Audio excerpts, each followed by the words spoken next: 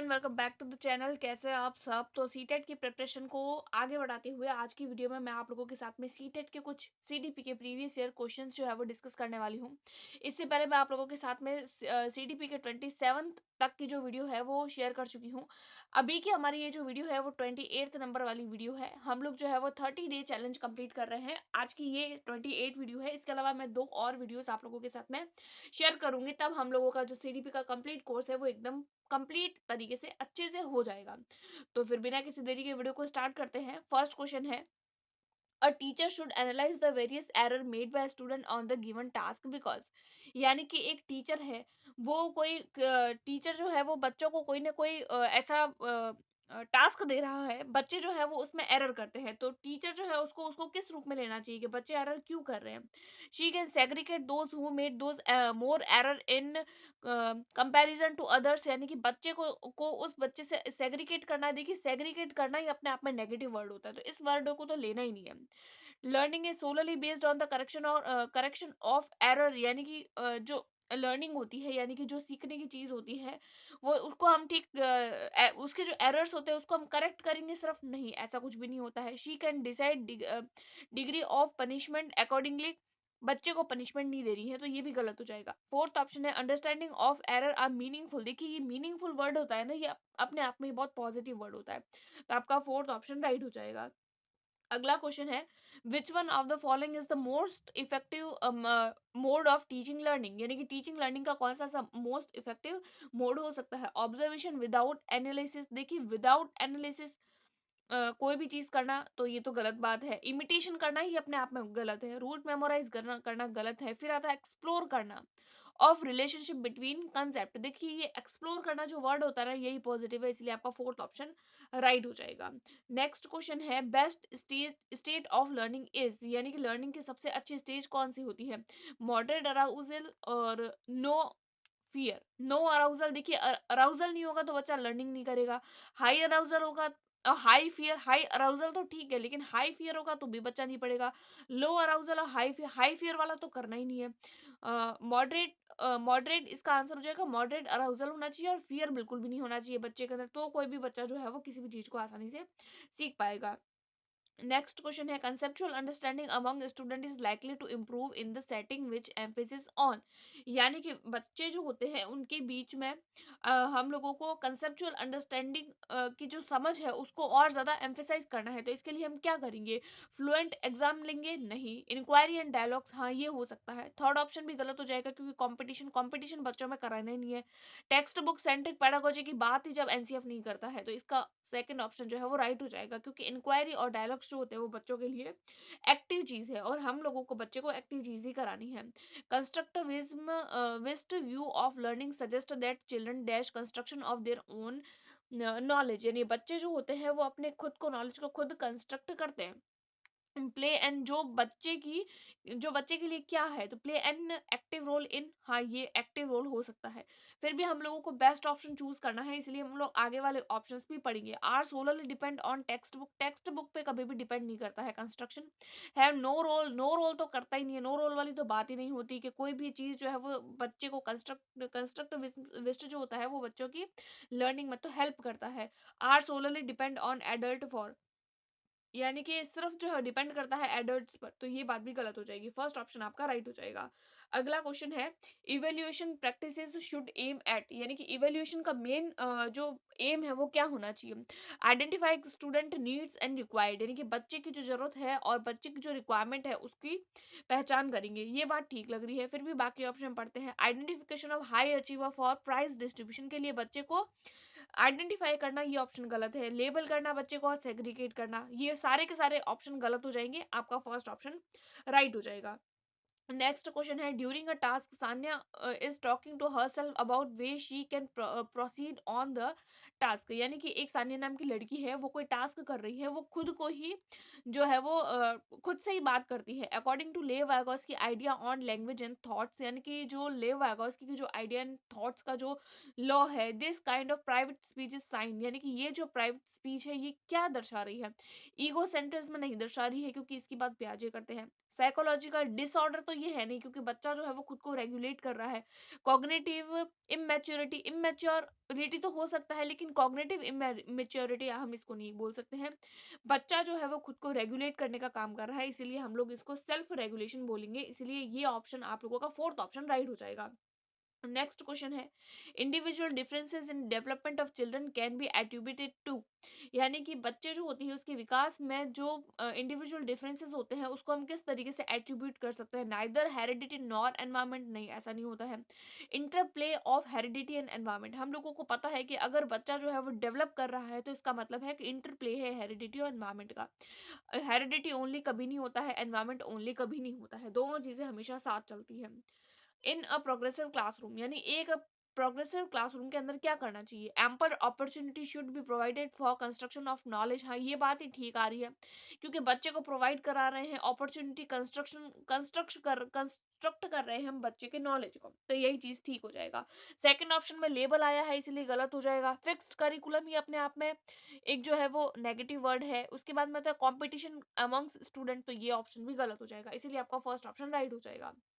Next question है, after getting hurt during a play activity Rohan started crying, यानी कि एक गेम के दौरान रोहन नाम का बच्चा है वो रोने लग जाता है। Seeing this his father respond, यानी कि उसके पापा उसको देखते हैं और रिस्पॉन्स करते हैं, डोंट बिहेव लाइक गर्ल, यानी लड़कियों की तरह बिहेव मत करो। डोंट बॉयज डोंट क्राई, यानी लड़के नहीं रोते। This statement by the father, यानी ये जो स्टेटमेंट है, यानी कि लड़के को रोते हुए जब उसके फादर देखते हैं तो कहते हैं कि लड़कियों की तरह मत रहो, तुम तो एक लड़के हो। तो ये चीज क्या दर्शा रही है, रिड्यूस कर रहा है जेंडर बायस को, नहीं ये तो रिड्यूस नहीं कर रहा है, ये तो प्रमोट कर रहा है जेंडर बायस को। यहाँ बोला है प्रमोट जेंडर इक्विलिटी को शो नहीं कर रहा है। रिफ्लेक्ट जेंडर स्टीरियोटाइप, ये चीज को आप स्टीरियोटाइप बोल रहे हैं, यानी कि जो पुरानी सोच है, रूढ़िवादिता को ये चीज जो है वो शो कर रही है कि लड़कियां ही रोती है लड़के नहीं रोते हैं। ये सारी की सारी बातें जो होती है वो रूढ़िवादी है, इसीलिए आपका थर्ड ऑप्शन राइट हो जाएगा।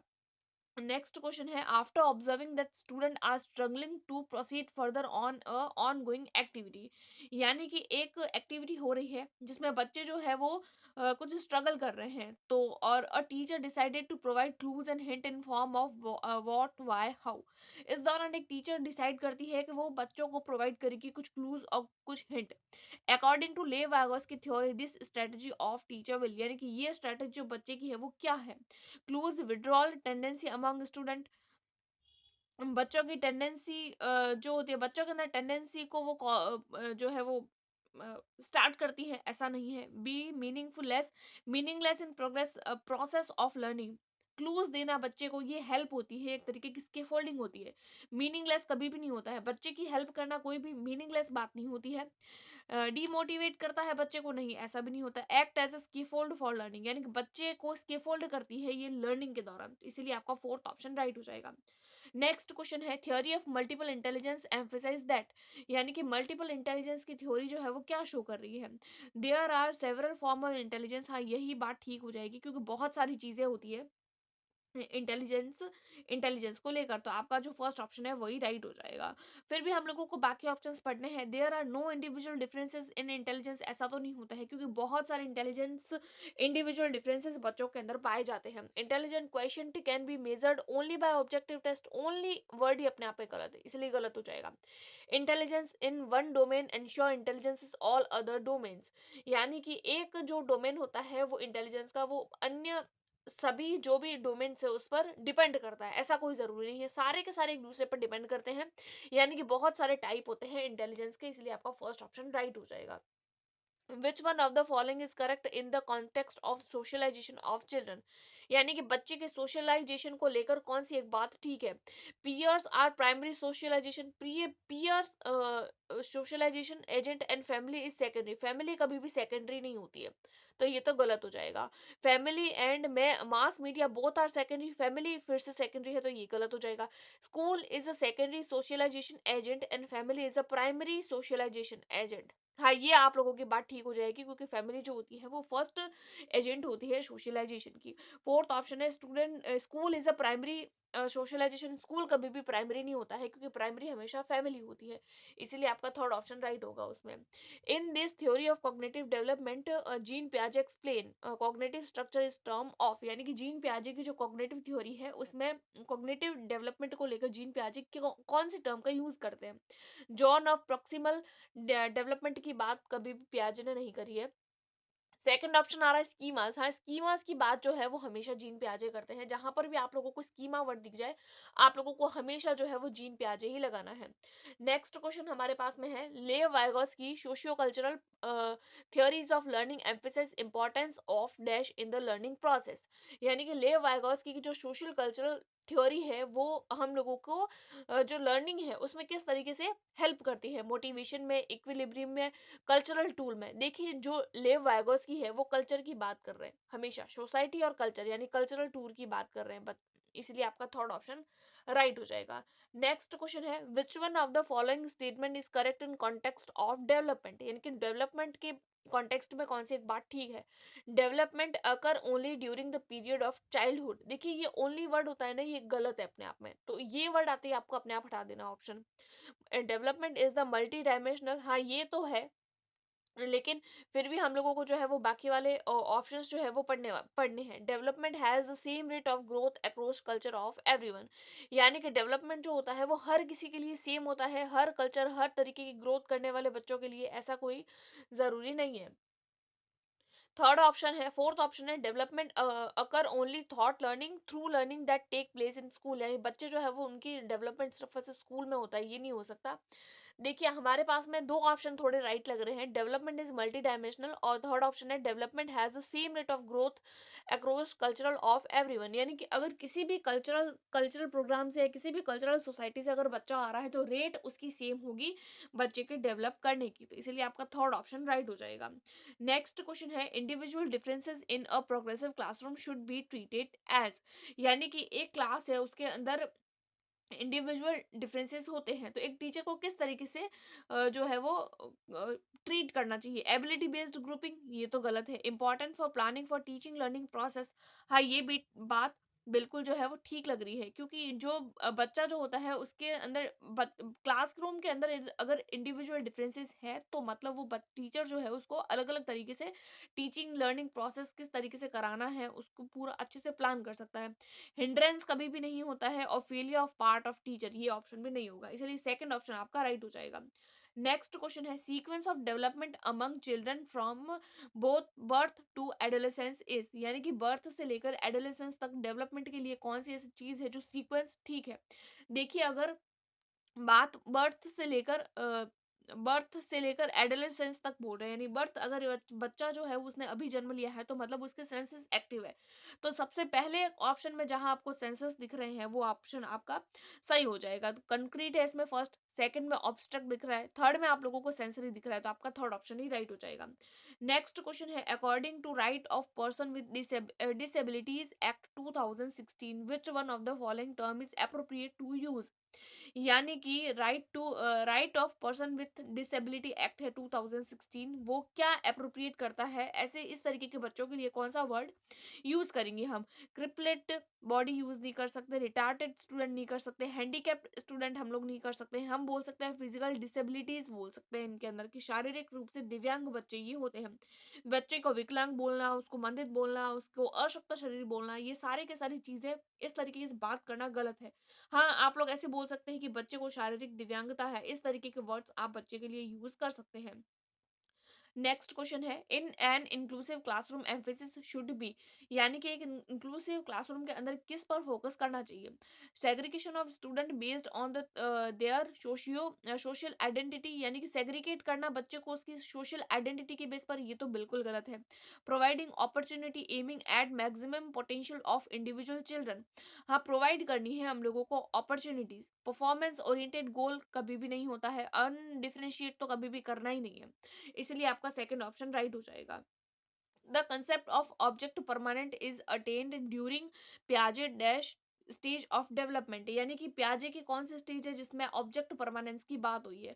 तो ऑब्जेक्ट परमानेंस जो होता है वो हमेशा सेंसरी मोटर स्टेज में ही हो जाता है। ये हम लोगों ने तब पढ़ा था जब हम लोगों ने जीन प्याजे की थ्योरी पढ़ी थी, इसलिए आपका फर्स्ट ऑप्शन राइट हो जाएगा।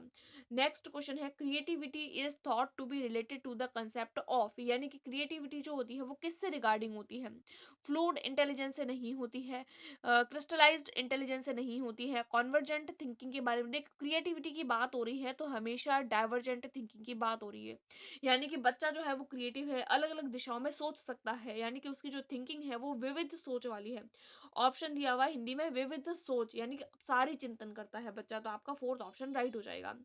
अगला क्वेश्चन है, society determine the role of male and female, this statement articulated that dash, यानी कि एक हमारी जो सोसाइटी है वो मेल और फीमेल के रोल को डिटरमाइन करती है।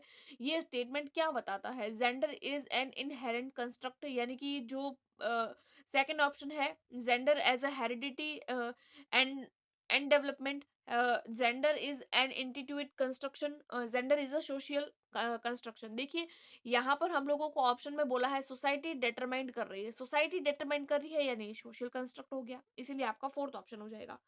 अगला क्वेश्चन है, child which individual differences should be taught in school having teacher, यानी कि इंडिविजुअल डिफरेंसेस है वाले बच्चे हैं उसको पढ़ाने के लिए एक टीचर को क्या करना चाहिए। To teach in individual section of classroom based on their individual differences, यानी कि बच्चे को जो है वो सेग्रीगेट करना है, उसके सेक्शन बना देने हैं।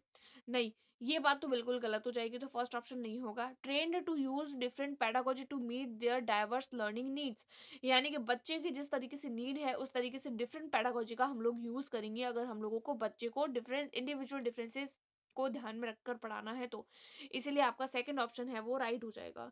नेक्स्ट क्वेश्चन है, The Right of Children to Free and Compulsory Education Act 2009 ensured the right of children with disability to free education from यानी कि राइट टू एजुकेशन है। हम लोगों को पता है आरटी 2009 वो क्या बोलता है कि बच्चों की फ्री और कंपलसरी एजुकेशन, ऐसे बच्चे जो डिसेबल्ड है उनके लिए किस तरीके से होनी चाहिए। तो 6 वर्ष से तो होती है, तो 6 वर्ष, और 6 वर्ष से 22 वर्ष तक तो नहीं होगी, 3 वर्ष से नहीं होगी। अब 6 से 18 है या 6 से 14 है। देखिए, जो नॉर्मल बच्चे होते हैं उनके लिए तो 6 से 18 है, और जो डिसेबल्ड जो नॉर्मल बच्चे हैं उनके लिए 6 से 14 है, और जो डिसेबल्ड होते हैं उनके लिए 6 से 18 है, इसीलिए आपका फर्स्ट ऑप्शन राइट हो जाएगा। आगे बोला है, Zajonc believes that cognition and emotions are, यानी कि जेजोंग ने हमेशा जेजोंग जो है वो कॉग्निशन और इमोशंस को लेकर क्या मानते हैं कि ये इंटरडिपेंडेंट होते हैं, इंडिपेंडेंट होते हैं, इंटर रिलेटेड होते हैं, इंटीग्रेटेड होते हैं। हम लोगों को पता है, जब हम लोगों ने थियोरी के जो चैप्टर्स पढ़े थे तब बताया था मैंने कि जेजोंग हमेशा बोलते हैं कि जो कॉग्निशन होता है और इमोशन होता है वो हमेशा इंडिपेंडेंट होते हैं, एक दूसरे से इंटरकनेक्टेड नहीं होते हैं। अगला क्वेश्चन है, the development from central part of the body towards peripheries और एक्सट्रीमिटीज डिनोटेड द, यानी कि एक मनुष्य है उसका जो बॉडी है वो सेंट्रल पार्ट से लेकर जो है वो बाहर की तरफ जा रही है, ये कौन सा जो डेवलपमेंट का सिद्धांत हो सकता है। रेडिएशन डेवलपमेंट नहीं होता है, डिसेंट्रेशन तो बात ही नहीं होती है, प्रॉक्सिमो डिस्टल डेवलपमेंट और प्रिंसिपल ऑफ कैस्केड डेवलपमेंट, ये कोई रूल ही नहीं है। प्रॉक्सिमो डिस्टल यानी अंदर से बाहर की ओर जा रहा है तो प्रॉक्सिमो डिस्टल डेवलपमेंट हो जाएगा, इसीलिए आपका थर्ड ऑप्शन। तो ये कुछ कुछ क्वेश्चंस थे आप लोगों की सीडीपी के, आप लोग इसको एज अ टेस्ट लीजिएगा, और सबसे लास्ट में आप लोगों के जितने भी इस टेस्ट में मार्क बन रहे हैं उसको जरूर मुझे बताइएगा कॉमेंट करके, तो आप लोगों को पता चलेगा कि आप लोगों को किस तरीके की प्रिपरेशन है और आप लोगों की प्रिपरेशन और कितनी करने की जरूरत है, क्योंकि अभी भी 3-4 दिन है, आप लोग और प्रैक्टिस करेंगे तो और ज़्यादा इंप्रूव कर सकते हैं। आई होप आपको वीडियो पसंद आई होगी, पसंद आई हो तो please like, subscribe and share. Thanks for watching.